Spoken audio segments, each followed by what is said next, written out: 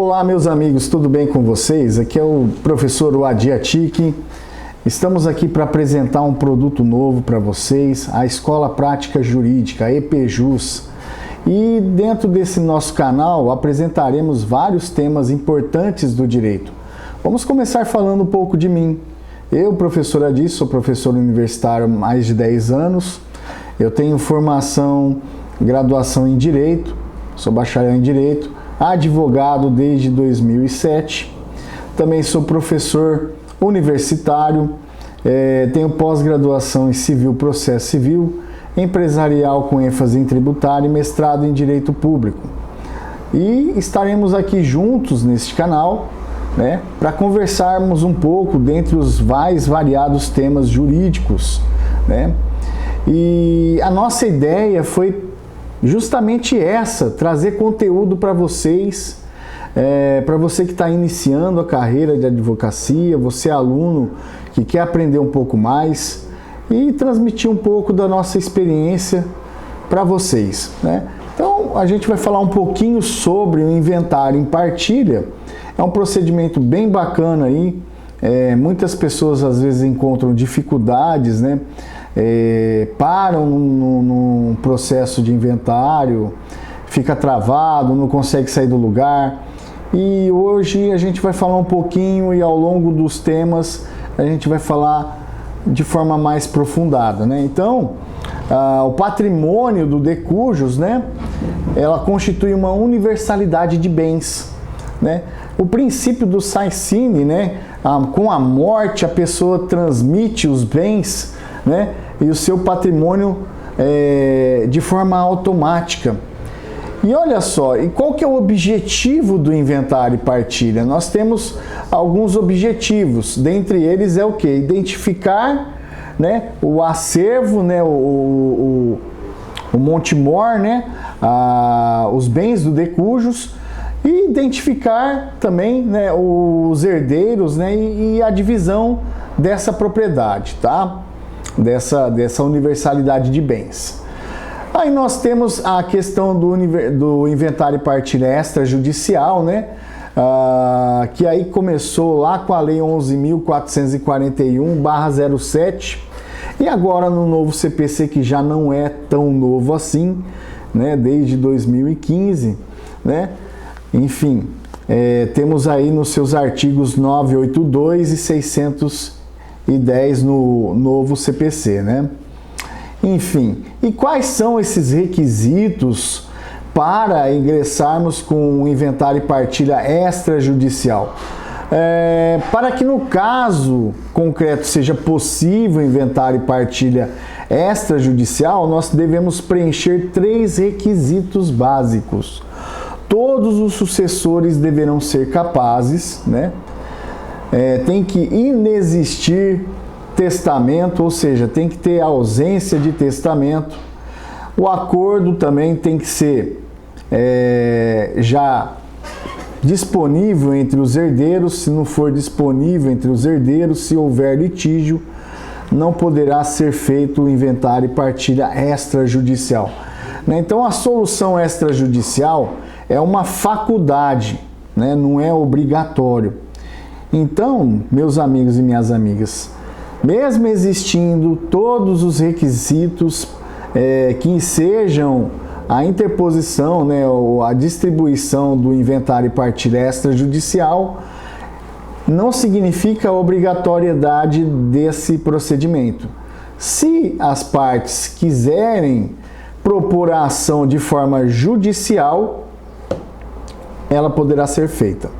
Então, não é pelo fato de estar preenchidos os requisitos que é obrigatório a entrada do inventário e partilha extrajudicial, tá? É uma faculdade, é uma escolha das partes, E aí, é feita todo o procedimento, é feita a escritura pública em cartório, tá? No antigo CPC de 73, essa escritura pública é o título hábil para o registro imobiliário.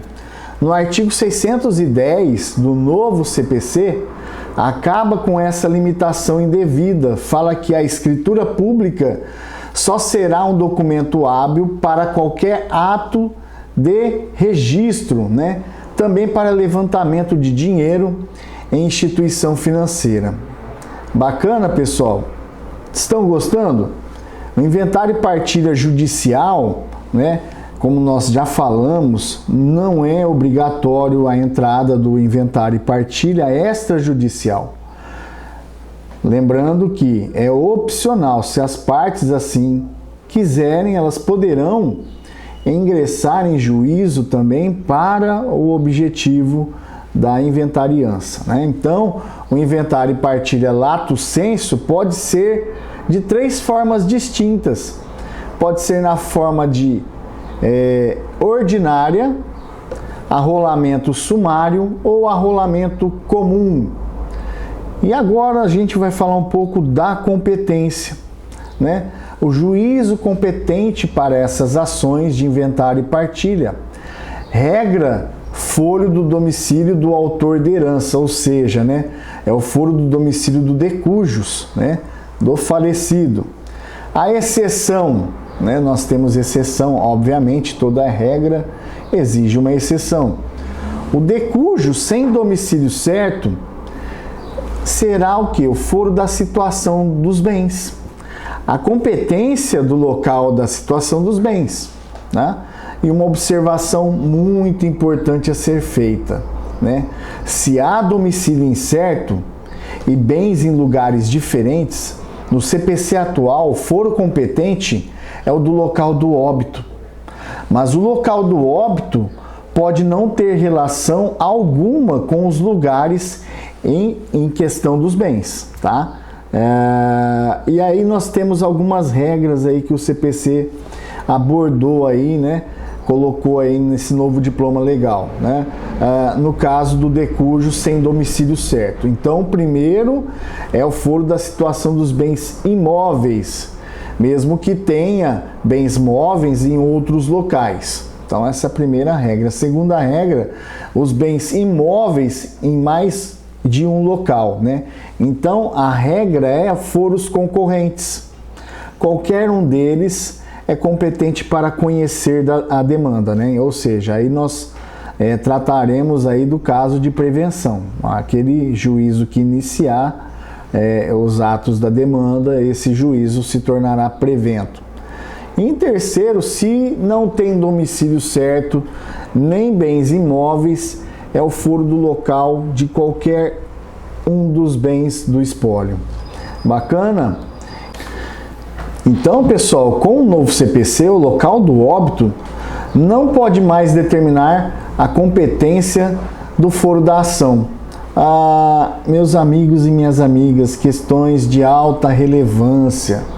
Nós devemos entender que não são enfrentadas nem decididas no inventário essas questões de alta relevância, o que não quer dizer que elas existam, né?